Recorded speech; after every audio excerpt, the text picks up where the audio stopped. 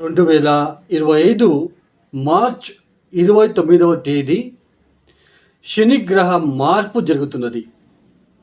అంటే 2025 మార్చ్ 29వ తేదీ వరకు కూడా శనిగ్రహ కుంభరాశిలో సంచారం చేస్తూ మార్చ్ 29వ తేదీ తర్వాత అంటే 30వ తేదీ శని భగవానుడు కుంభరాశి నుంచి మీనరాశికి వెళ్ళి సంచారం చేయబోతున్నారు. ఏదైతే ఈ మీనరాశుల సంచారం 2025 మార్చి మాసం నుంచి 2027 జూన్ వరకు కూడా మీనరాశిలోనే సంచారం చేస్తున్నారో, ఈ మీనరాశిలో శని సంచారం వల్ల ద్వాదశ రాశుల వాళ్ళకి ఎలాంటి ఫలితాలు వస్తున్నాయో తెలుసుకుందాం. దానికన్నా ముందు ముఖ్యంగా ఒక 2 నిమిషాల పాటు మీకు కొద్దిగా శనిగ్రహ గురించి మీకు ఎక్స్ప్లెయిన్ చేస్తున్నాను. సోది అని ఎవరు అనుకోకండి. ఇది ఎందుకు ఇవన్నీ చెప్తున్నాను అంటే, వాస్తవాన్ని మీకు చెప్తే మీరు అర్థం చేసుకుంటారు అనే ఒక ఉద్దేశంతో చెప్పడం జరుగుతున్నది కాబట్టి చెప్తున్నాను. ముఖ్యంగా ఏళ్ళనాటి శని, అర్ధాష్టమ శని. అర్ధాష్టమ శని అంటే చతుర్థ స్థానంలో శని వచ్చినప్పుడు దాన్ని అర్ధాష్టమ శని అంటాము. పంచమ స్థానంలో శని వచ్చినప్పుడు దాన్ని పంచమ స్థానం అంటాం, పంచమ శని అంటాము. తర్వాత అష్టమ స్థానంలోకి శని వచ్చినప్పుడు దాన్ని అష్టమ శని అంటాము. సో ఇలా ఏళ్ళనాటి శని, అర్ధాష్టమ శని, పంచమ శని, అష్టమ శని, సో ఇవన్నీ కూడా మనకి ఇది వస్తుంది అనగానే చాలామందికి ఒక భయము, ఆందోళన ఏర్పడుతూ ఉంటుంది. అంటే ప్రతి మనిషిలో కూడా ఎలాంటి థాట్స్ వస్తున్నాయంటే, ఏ కష్టం వచ్చినా దానికి రీజన్ శనిదేవుడే అన్నట్టుగా భావిస్తున్నారు. అలా కాదండి. ఇక్కడ ముఖ్యంగా మీ స్వజాతకం, మీ జన్మజాతకంలో శని బలిష్టంగా ఉన్నాడా, శని బలహీనంగా ఉన్నాడా తెలుసుకోండి. శని బలిష్టంగా ఉన్నట్లు కనుకైతే ఆత్మవిశ్వాసం ఎక్కువగా ఉంటుంది, ఉద్యోగంలో ఇబ్బందులు ఉండవు, వ్యాపారంలో ఇబ్బందులు ఉండవు, సంఘంలో మీకంటూ ఒక గుర్తింపు, గౌరవం అనేది ఉంటున్నది. అదే శని బలహీనపడ్డప్పుడు ఆత్మవిశ్వాసం ఉండదు, ఉద్యోగంలో అభివృద్ధి ఉండదు, ఏ చిన్న పని చేసుకుంటూ చాలా కష్టపడుతూ శారీరకంగా కష్టపడాలి. శని బలహీనపడినప్పుడు శారీరకంగా కష్టపడేలా చేస్తాడు. వృత్తి వ్యాపారాలలో ఆటంకాలు ఎదుర్కోవాల్సిన ప్రమేయం ఏర్పడుతూ ఉంటుంది. మోసపోవడము, నష్టపోవడము, ఆరోగ్యం విషయంలో ఇబ్బందులు, ఇవన్నీ కూడా శని బలహీనపడ్డప్పుడు పుట్టినప్పుడు ఉన్న వ్యక్తులకే ఉంటుంది. అలానే మనకి గోచారంలో ఒక్కొక్క గ్రహము ఒక్కొక్క స్థానానికి వచ్చినప్పుడు ఆ స్థానం మీద అష్టకవర్గ బిందువులు ఎన్ని ఇచ్చారో చూసుకోవాలి. చూడండి, ఇప్పుడు వృషభ రాశి వాళ్ళకి లాభస్థానంలో శని వస్తున్నాడు. అంటే శని మనకి వృషభ రాశి వాళ్ళకి చాలా మంచి మార్పులు తీసుకొని వచ్చి ఇస్తాడు, అంటే శుభ ఫలితాలు ఇస్తాడు. బట్ ఆ శుభ ఫలితాలు ఇస్తాడు అని మనం చెప్పుకుంటున్నాము. బట్ కొంతమంది కొద్ది రోజులు అయిన తర్వాత మెసేజ్ చేస్తూ ఉంటారు, మీరు చెప్పినట్టే జరగట్లేదు అని. వై? బికాజ్ చూడండి, అష్టకవర్గ బిందువులు ఎన్ని ఇచ్చాడో చూసుకోండి. శని భగవానుడు లాభస్థానంలో వస్తున్నాడు అంటే పూర్తిగా శుభం కాదు. పూర్తిగా శుభ ఫలితాలు ఇవ్వాలి, ఉద్యోగంలో అభివృద్ధి ఇవ్వాలి, వ్యాపారంలో అభివృద్ధి ఇవ్వాలి. శనికి సంబంధించిన బిజినెస్ ఎవరైతే చేస్తున్నారో, కాంట్రాక్టర్స్ కావచ్చు, పొలిటికల్ లీడర్స్ కావచ్చు, స్క్రాప్ బిజినెస్ కావచ్చు, కోల్ బిజినెస్ కావచ్చు, స్టీలు బిజినెస్ కావచ్చు, ఇనుప బిజినెస్ కావచ్చు, ఇలాంటి బిజినెస్ చేస్తున్న వాళ్ళకి చూసుకోండి, అష్టకవర్గ బిందువులు ఎన్ని ఇచ్చారో చూసుకోండి. అష్టకవర్గ బిందువులు ఎక్కువ ఇచ్చి ఉంటే, 4, 5, 6 ఇచ్చి ఉంటే ఫెంటాస్టిక్గా ఉంటుంది. తర్వాత దశాభుక్తి మ్యాచ్ చేసుకోండి. చూడండి, ఇంకొకటి చెప్తున్నాను. శనిగ్రహ పంచమ స్థానానికి వచ్చినప్పుడు ఒకలాగా ఫలితాలు ఉంటాయి, చతుర్థానికి వచ్చినప్పుడు ఒకలాగా ఫలితాలు ఉంటాయి, ఏళ్ళనాటి శని సమయంలో ఒకలాగా ఫలితాలు ఉంటాయి. ఏళ్ళనాటి శని సమయంలో కావచ్చు, అర్ధాష్టమ శని అంటే చతుర్థ స్థానంలో శని వచ్చినప్పుడు దేని మీద ఇన్వెస్ట్ చేయకుండా ఉన్న దాంట్లోనే వెళ్ళాలి. అలా మీరు ఏమైనా ఇన్వెస్ట్మెంట్ చేసినా, లేదా ఉద్యోగంలో మార్పుల కోసం మీరు ప్రయత్నం చేసినా ఒడిదొడుకులు ఫేస్ చేయాల్సి ఉంటుంది. ఇప్పుడు ఏళ్ళనాటి శని జరుగుతుంది అంటే ఉద్యోగ బదిలీలు చేయాలి అని థాట్ మీకు రాకుండా చూసుకోవాలి. ఉద్యోగం మార్పులు చేయకుండా ఉండాలి. దట్టు మీకు ఇక్కడ దశాభుక్తి ఏం జరుగుతుంది అది కూడా మీరు మ్యాచ్ చేసుకోవడానికి ప్రయత్నాలు మ్యాచ్ చేసుకోండి. దశాభుక్తి తర్వాత ఏళ్ళనాటి శని సమయంలో మీకు ఏ దశాభుక్తి జరుగుతున్నది ఇది కూడా మీరు చూసుకోవాలి. అష్టకవర్గ బిందువులు మ్యాచ్ చేసుకోండి, అప్పుడే మీకు అంటే ఈజీగా తెలుస్తుంది. తర్వాత చతుర్థ స్థానంలో శని వచ్చినప్పుడు ఇప్పుడు ధనుసు రాశి వాళ్ళకి చతుర్థ స్థానానికి శని వస్తున్నాడు, అర్ధాష్టమ శని. అర్ధాష్టమ శని వచ్చినప్పుడు ఏం జరుగుతుంది? సో మీరు ముందే ఇంటికి సంబంధించిన విషయంలో చాలా జాగ్రత్తగా ఉండాలి. ఇప్పుడు ఇల్లు కట్టాలి, లేదా సైట్ కొనుగోలు చేయాలి, సైట్ అమ్మాలి, ఇవన్నీ కొద్దిగా మానుకోవాలి. అలా మానుకోకపోతే నష్టాలు తీసుకొచ్చి పెడతాడు అక్కడ. సో ఇది అండి. తర్వాత పంచమ శని అంటే ఏంటి? పంచమ శని ఎలా ఉంటుంది?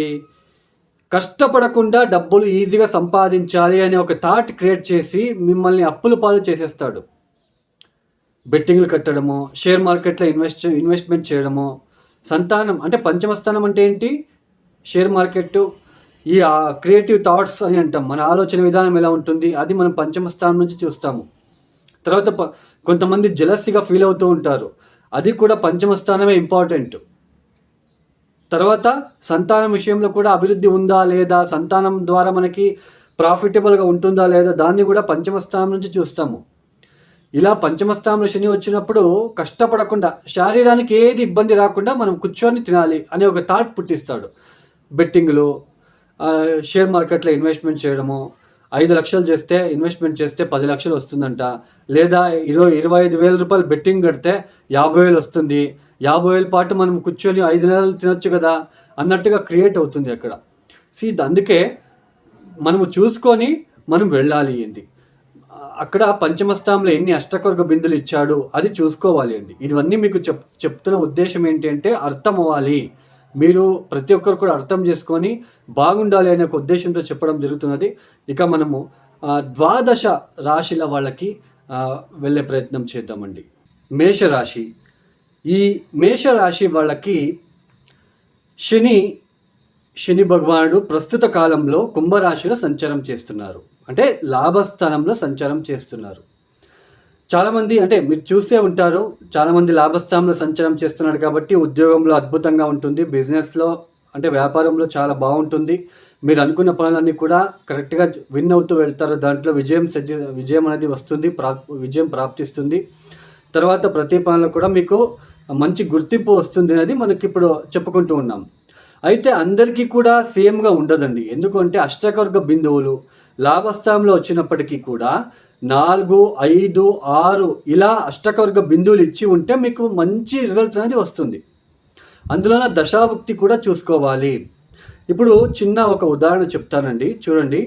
ఇప్పుడు ఏంటి అంటే ఇప్పుడు మేషరాశి జాతకులకి లేదా మేష లగ్నం వాళ్ళకి ఇప్పుడు శని మహాదశ జరుగుతూ ఉంది అని పెట్టుకోండి. శని మహాదశ జరుగుతూ ఉంటుంది. శని ఇప్పుడు గోచరంలో ఎక్కడున్నాడు? మీకు పుట్టినప్పుడు ఎక్కడైనా ఉండొచ్చు, అది దానికి సంబంధం లేదు. బట్ ఇప్పుడు గోచరంలో ఎక్కడున్నాడు? లాభస్థానంలో ఉన్నాడు. లాభాధిపతి అయి లాభస్థానంలో ఉన్నాడు. అష్టకవర్గ బిందులు చూసుకోండి.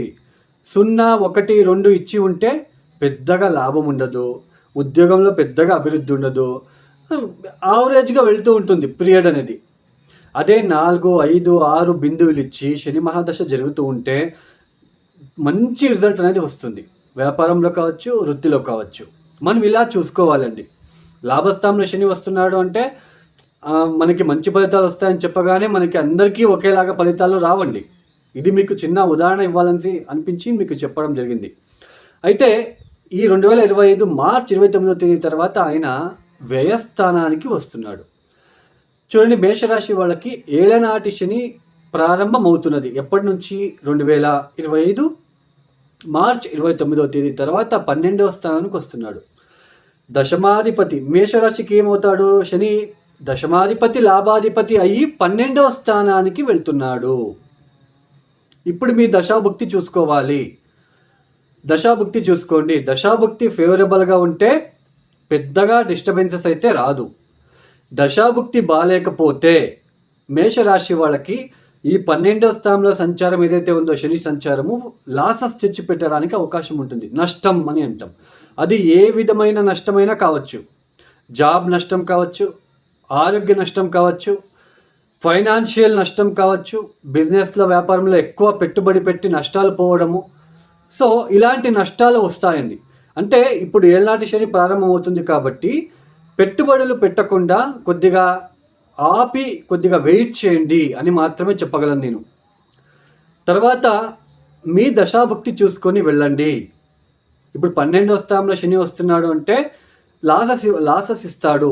అది ఫైనాన్షియల్ లాసెస్ కావచ్చు, జాబ్ లాసెస్ కావచ్చు, మీ శారీరకంగా ఎనర్జీ లాసెస్ కావచ్చు, ఇలాంటివి. లేదా కోర్టు కేసుల్లో ఏదైనా లీగల్గా ఇరుక్కుపోవడం లాంటిది, ఇలాంటివి వచ్చే సూచనలు ఉంటాయి. బట్ అష్టకవర్గ బిందులు చూసుకోండి.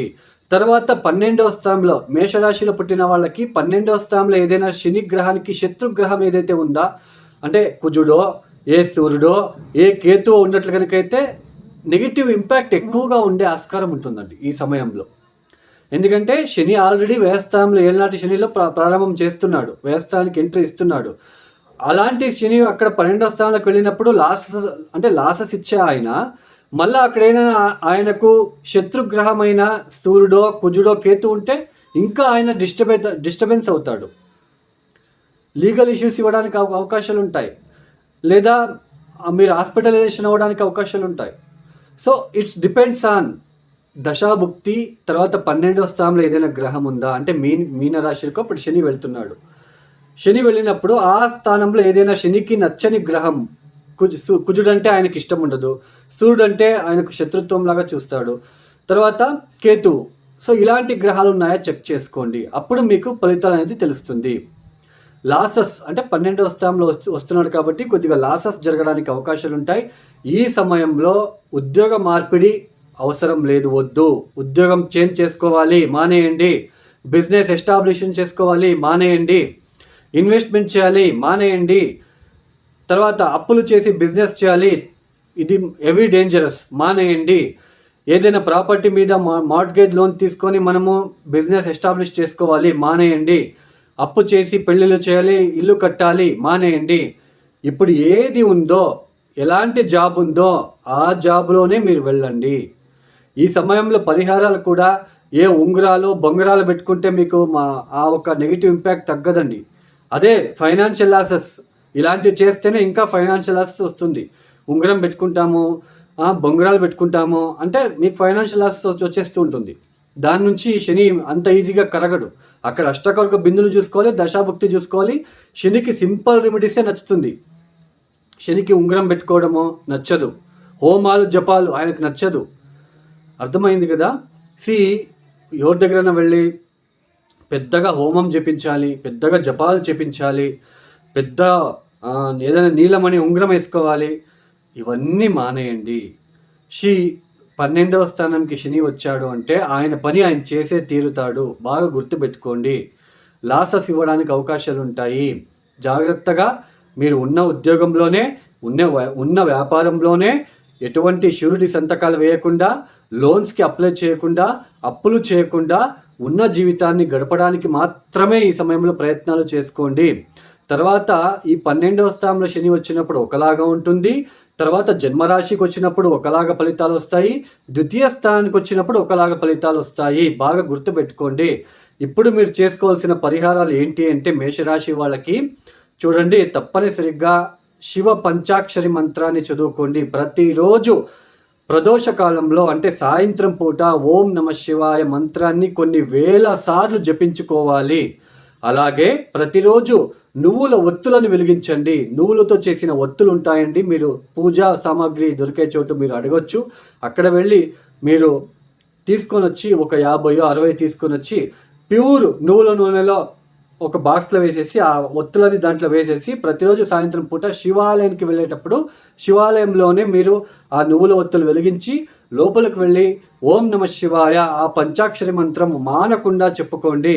తర్వాత శని త్రయోదశి వస్తుంది, ప్రతి నెలకి 2 సార్లు శని త్రయోదశి వస్తుంది. ఆ శని త్రయోదశి రోజు ప్రదోష కాలంలో సాయంత్రం పూట శివుడికి ప్యూర్ నువ్వుల నూనెతో అభిషేకాలు జరిపించుకోండి. ఈ సమయంలో అంగవైకల్యంతో ఇబ్బందులు పడుతున్న వ్యక్తులు, కళ్ళు లేని వాళ్ళు కావచ్చు, చెవిటి లేని వాళ్ళు కావచ్చు, చెయ్యి కాలు లేని వాళ్ళు కావచ్చు, అలాంటి ఆశ్రమాలకు వెళ్ళి తగిన సహాయ సహకారాలు అందించడము, బీర్వాలు ఇనుపుతో చేసిన ఒక బీరువాని డొనేషన్ ఇవ్వడానికి ప్రయత్నాలు చేసుకోండి.